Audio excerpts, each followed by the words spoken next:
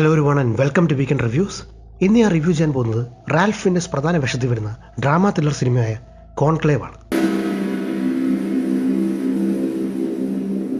ഈ വർഷത്തെ ഏറ്റവും ക്രിട്ടിക്കലി അക്ലൈംഡ് ആയ സിനിമകളിൽ ഒന്നായിരുന്നത് ക്രിസ്ത്യാനിറ്റിയെക്കുറിച്ചും അല്ലെങ്കിൽ ചർച്ചിനെ കുറിച്ചുള്ള ഒരു സിനിമയാണ് എന്നല്ലാതെ മറ്റൊരു ഡീറ്റെയിൽസും അറിയാതെയാണ് ഞാൻ ഈ സിനിമ കാണാതിരുന്നത്. ഒരൊറ്റ ഇവന്റിനെ ബേസ് ചെയ്ത് ഒന്നോ രണ്ടോ ലൊക്കേഷനിൽ മാത്രം നടക്കുന്ന ചില കാര്യങ്ങളെ ഫോക്കസ് ചെയ്യുന്നൊരു സിനിമയാണ്. ഇനി ഇതിന്റെ കഥയിലേക്ക് വന്നാൽ, പോപ്പിന്റെ മരണത്തോടെ ചർച്ചിന്റെ പുതിയ പോപ്പിനെ തിരഞ്ഞെടുക്കാനുള്ള ചടങ്ങ് അല്ലെങ്കിൽ കോൺക്ലേവ് സ്റ്റാർട്ട് ചെയ്യുന്നു. ഈ കോൺക്ലേവ് നയിക്കാനുള്ള ചുമതല കൊടുത്തിരിക്കുന്നത് റാൽഫ് ഫിന്നസിന്റെ കഥാപാത്രമായ കാർഡിനൽ ലോറൻസിനാണ്. ദിവസങ്ങൾ നീണ്ടു നിൽക്കുന്ന വളരെ കോംപ്ലിക്കേറ്റഡ് ആയ ഇലക്ഷൻ പ്രോസസ്സിനൊടുവിലാണ് പുതിയ പോപ്പിനെ വറ്റിക്കാൻ സെലക്ട് ചെയ്യുന്നത്. ഈ ഒരു ചടങ്ങിനിടയിൽ നടക്കുന്ന ചില സംഭവങ്ങളും അത് ലീഡ് ചെയ്യുന്ന വളരെ കോംപ്ലിക്കേറ്റഡ് ആയിട്ടുള്ള കാര്യങ്ങളിലേക്കുമാണ് കഥ പിന്നീട് ഫോക്കസ് ചെയ്യുന്നത്. കഥയുടെ ഒരു പ്രിമൈസ് നിങ്ങൾ കേട്ട് കഴിഞ്ഞാൽ വളരെ ബോറിംഗ് ആയിട്ട് നിങ്ങൾക്ക് ഫീൽ ചെയ്യും. മാത്രമല്ല, ഒന്നോ രണ്ടോ ലൊക്കേഷനിൽ മാത്രം നടക്കുന്ന ഡയലോഗുകൾക്ക് പ്രാധാന്യം കൊടുക്കുന്ന ഒരു സിനിമയാണത്. പക്ഷേ ക്ലൈമാക്സിലേക്ക് അടുക്കുമ്പോൾ ഭയങ്കര പവർഫുൾ ആയിട്ടുള്ള വളരെ റിലവൻ്റ് ആയിട്ടുള്ള ഒരു സിനിമയായിട്ട് ഇത് മാറും.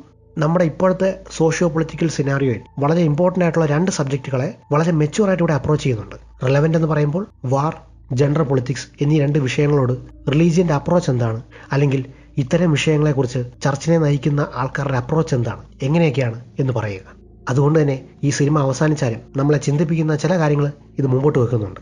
ഇനി ഈ ഫിലിമിൻ്റെ ടെക്നിക്കൽ സൈഡിലേക്ക് വന്നാൽ, ലൈറ്റിംഗ് ഭയങ്കര ബ്രില്യൻ്റ് ആയിട്ട് യൂസ് ചെയ്തൊരു സിനിമ കൂടെയാണത്. ഫോർ എക്സാമ്പിൾ, ഒരു സീൻ പറഞ്ഞാൽ, ഈ സിനിമയുടെ തുടക്കത്തിൽ എല്ലാ അച്ഛന്മാരും ഒരുമിച്ച് ഒരു ഓഡിറ്റോറിയത്തിൽ ഇരിക്കുന്നൊരു സീനുണ്ട്. പക്ഷേ കഥ പ്രോഗ്രസ് ചെയ്യുന്നതനുസരിച്ച് രണ്ടാമത് വീണ്ടും അതേ ക്യാരക്ടേഴ്സ് തന്നെ അതേ ഓഡിറ്റോറിയത്തിൽ ഇരിക്കുമ്പോൾ അവരുടെ ക്യാരക്ടേഴ്സിന് വരുന്ന മാറ്റം അനുസരിച്ച് അതേ ലൊക്കേഷനിൽ ലൈറ്റിങ്ങിനും ഡിഫറൻസ് വരുന്നുണ്ട്.